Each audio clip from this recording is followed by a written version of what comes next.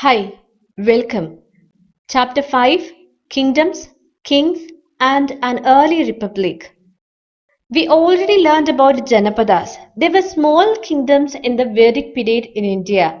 Now coming to Mahajanapadas. As years passed, about 2500 years ago, some of these Janapadas became more important than others. These then were known as Mahajanapadas. Anguttara Nikaya, a Buddhist scripture, mentions 16 great kingdoms or Mahajanapadas at the beginning of the 6th century BC in India. Have a look at this map. You can find a few of them marked here. Gandhara, Kuru, Panchala, Kosala, Vajji, Magadha, Anga and Avanti. These Mahajanapadas are marked here. Remember, these were once Janapadas. Most Mahajanapadas had a capital city. You can find the capital cities mentioned here. Gandhara had the capital city, Taxila. Ujjain was the capital city of Avanti, and it goes on. These cities were fortified. This means that huge walls of wood, bricks, or stone were built around them. You can see this, the fortification wall at Kaushambi. This is a picture of remains of a wall made of brick found near present-day Allahabad in Uttar Pradesh. A part of it was probably built about 2500 years ago. Forts were probably built because people were afraid of attacks from other kings and needed protection. It is also likely that some rulers wanted to show how rich and powerful they were by building really large, tall, and impressive walls around their cities. Also, in this way, the land and the people living inside the fortified area could be controlled more easily by the king. But see, building such huge walls required a great deal of planning. Thousands of bricks or stones had to be prepared. This in turn meant enormous labor provided by thousands of men, women, and children, and resources had to be found for all of this. The new Rajas now began maintaining armies to defend their territories. Soldiers were paid regular salaries and were maintained by the king throughout the year. Some payments were probably made using punch-marked coins like the one you see in this picture. Now see, the rulers of the Mahajanapadas were building huge forts and maintaining big armies. To maintain these, they needed more resources and they needed officials to collect these.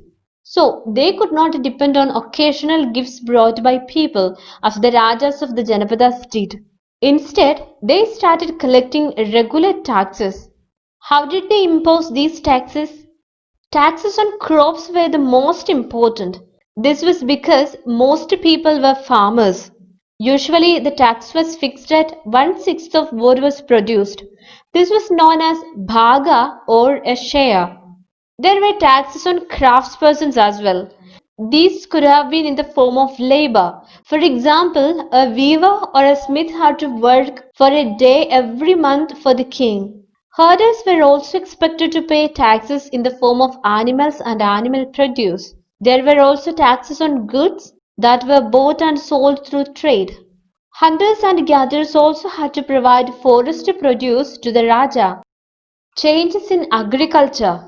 There were two major changes in agriculture around this time. One was the growing use of iron plowshares.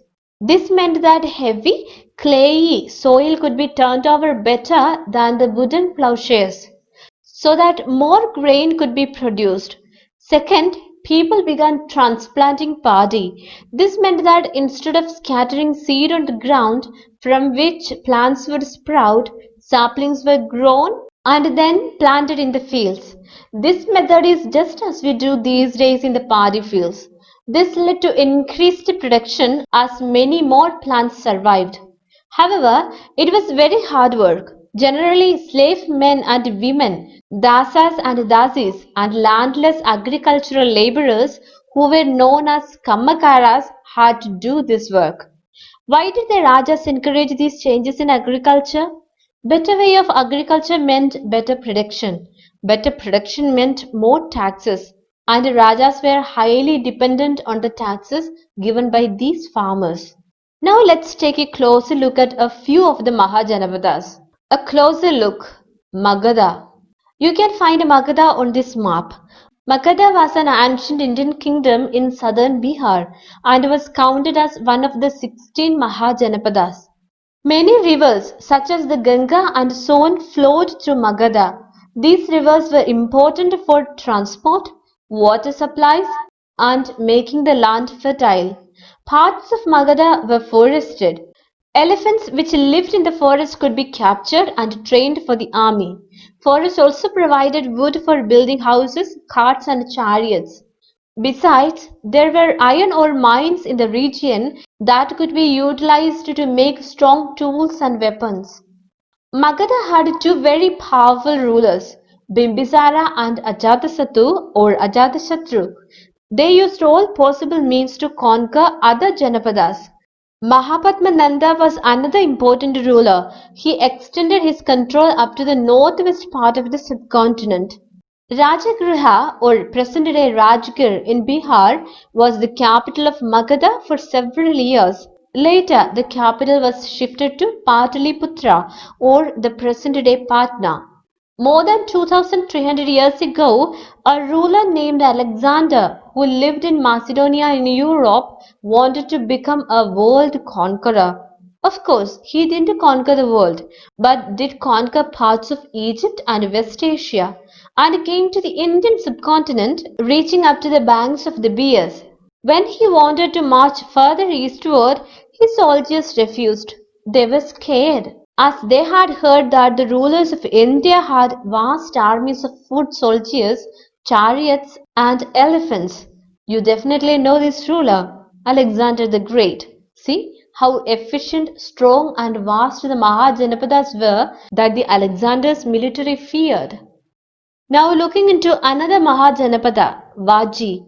The area they ruled constitutes the region of Mithila in northern Bihar.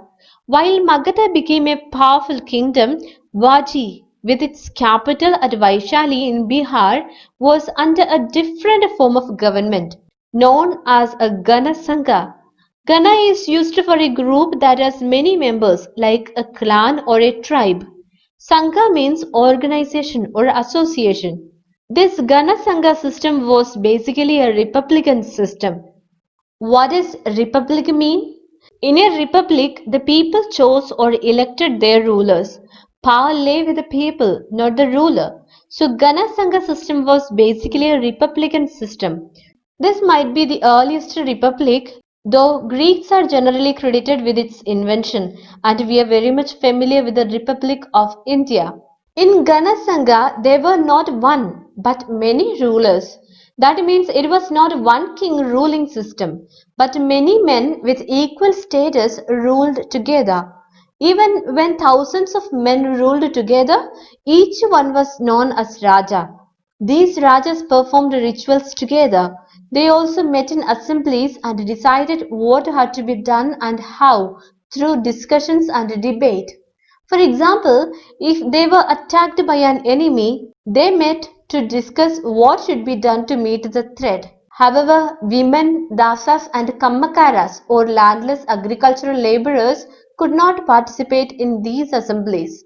You will learn about Buddha and Mahavira in the next chapter. Both of them belonged to these ganas or sanghas. Some of the most vivid descriptions of the life in the sanghas can be found in Buddhist books. This is an account or narration of the Vajis from the Dikha Nikaya, a famous Buddhist book, which contains some of the speeches of the Buddha. These were written down about 2300 years ago. That means around 300 BC. Ajatasattu wanted to attack the Vajis. He sent his minister named Vasakara to the Buddha to get his advice on the matter. The Buddha asked whether the Vajis met frequently in full assemblies. When he heard that they did, he replied that the Vajis would continue to prosper as long as they held full and frequent public assemblies. They met and acted together. They followed established rules. They respected, supported, and listened to elders. Vaji women were not held by force or captured. The local shrines known as chaityas were maintained in both towns and villages. Wise saints, who followed different beliefs were respected and allowed to enter and leave the country freely. So see, Vaji was much stronger when they ruled together. Rajas of powerful kingdoms tried to conquer the Sanghas. Nevertheless, these lasted for a very long time till about 1500 years ago, when the last of the Ganasanghas were conquered by the Gupta rulers. We understood about the governing body of various Mahajanapadas in the Vedic period. How were cities governed in other parts of the world? Greece. Find Greece and Athens in this map. Greece is a country located in Southeast Europe. Athens is the capital and largest city of Greece. Around 2500 years ago, the people of Athens set up a form of government which was called a democracy, which lasted for about 200 years. What was special about democracy? All free men over the age of 30 were recognized as full citizens. There was an assembly that met at least 40 times a year to decide on important matters. All citizens could attend these meetings. Appointments for many positions were made through lottery. All those who wanted to be chosen gave in their names, and then some were selected through lottery. Citizens were expected to serve in the army and the navy. However, women were not considered citizens. Also, many foreigners who lived and worked in Athens as merchants and craftspersons did not have rights as citizens. Besides, there were several thousand slaves in Athens who worked in mines, fields, households, and workshops. They too were not treated as citizens. We learned about Janapadas and Mahajanapadas and the early republic in Vaji. We also came to know how caste system became part of our country. Do you know, many countries in the past had divisions and grouping among people according to their occupation and economic status. You will learn about three estates in the French society later. But once a revolution took place, such divisions no more existed in those countries. They considered everyone equal afterwards. Even slaves were no more slaves. But look at our country. We still live through caste and subcaste. We have reservations. We are labeled as low or upper class only because we happen to be born into a family that belonged to so and so caste. Have you ever wondered why we could not enter the caste system after freedom? What are your opinions? Comment below.